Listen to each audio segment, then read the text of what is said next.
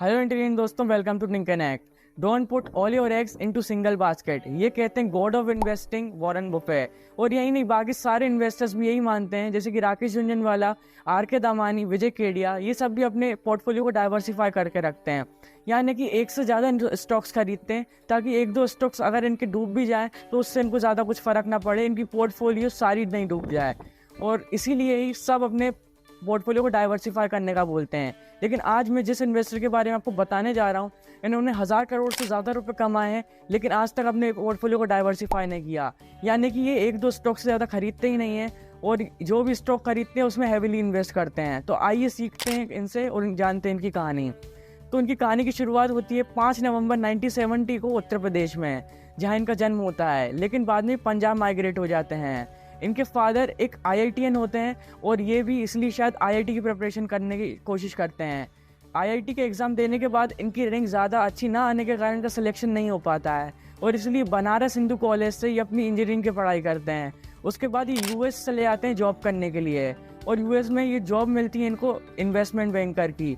और उसके बाद जब ये वापस आते हैं 1994 में इंडिया, तो इनकी फैमिली चाहती है कि ये मैन्युफैक्चरिंग प्लांट डालें, और ये रिसर्च करने लगते हैं उसी फील्ड में। और बाद में उन्हें एक कंपनी के बारे में मालूम पड़ता है जिसका नाम होता है फेक बियरिंग्स, जो कि बियरिंग्स बनाती है, और उसका बिजनेस इनको बहुत अच्छा लगता है। और उस टाइम पे उसका प्राइस 20 रुपये होता है, जो कि काफ़ी गिरा हुआ होता है। जैसे इन्हें लगता है कि इसकी जो असली कीमत है वो 500 रुपये तक जाएगी, और इसी वजह से वो उस कंपनी को खरीदते हैं 1999 में, और 2006 तक वो इससे 10 करोड़ रुपए कमा लेते हैं। यानी कि उस टाइम पे 1999 में जब इन्होंने वो कंपनी खरीदी थी, अब उसका मार्केट कैप 35 करोड़ था, और 6 सालों में ये 10 करोड़ रुपए कमा लेते हैं। यानी उसके मार्केट कैप का 28% सिर्फ इनका प्रॉफिट होता है। उसके बाद में इन्होंने एक और कंपनी खरीदी, सोलवे फार्मा, जो कि इन्होंने 300-400 के लेवल पे खरीदी थी, और उसको 5000 के लेवल पे बेचा था। आप देखिए कि एक एक कंपनी खरीदते गए और उन्हें इतना मल्टी बैगर रिटर्न मिलते गए। उसके बाद उन्हें एक कंपनी मिलती है आर सिस्टम्स इंटरनेशनल के नाम से, जो कि अपने ऑल टाइम लो पे चल रही होती, क्योंकि उस टाइम पर सत्यम स्कैम हुआ था और 2008 में क्रैश भी हुआ था।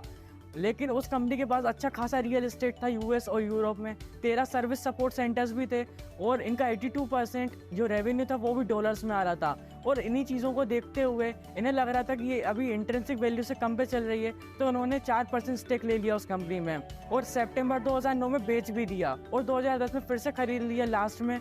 और उन्होंने इतने ज़्यादा खरीदते खरीदते 25% से भी ज़्यादा स्टेक हो गया इनके पास। और जब नया लो आया तो इन्हें कुछ परसेंट बेचना भी पड़ा, क्योंकि एक इंडिविजुअल इन्वेस्टर बिना कंपनी को इन्फॉर्म करे इतना ज़्यादा नहीं खरीद सकता है। और उस टाइम पे जब ये बेच रहे हैं, इनको मजबूर किया था बेचने के लिए, तब ये बता रहे थे कि इनका ऐसा कोई मोटिव नहीं था कि कंपनी को टेक ओवर करें या फिर कंपनी को अपने हिस्से में ले लें, या फिर ऐसा कुछ भी इनका इंटेंशन नहीं था। और आज इनके पास 35% से भी ज़्यादा स्टेक है इनकी कंपनी में, आज सिस्टम इंटरनेशनल में, और उसकी वैल्यू आज 1000 करोड़ से भी ज़्यादा है। ऐसे ही इन्वेस्टर बहुत कम देखने को मिलते हैं जो कि इतना ज़्यादा रिस्क लें, और शायद इसी वजह से ही आज इनकी नेटवर्थ इतनी है, जो कि अर्ली 40s में है। उम्मीद है आपको उनको सीखने से बहुत कुछ मिला होगा। इनकी जर्नी सबसे अलग थी, क्योंकि ऐसा बहुत ही कम लोगों के साथ होता है जो कि 10 या 20 साल में 1000 करोड़ रुपए कमा लें। और अगर आपको ऐसी अनुपम मित्तल, जो वो भी इन्वेस्टर हैं, और उन्होंने 2008 के क्रैश में उनका भी बहुत घाटा हो गया था, उनकी स्टोरी आपको यहाँ देखने को मिल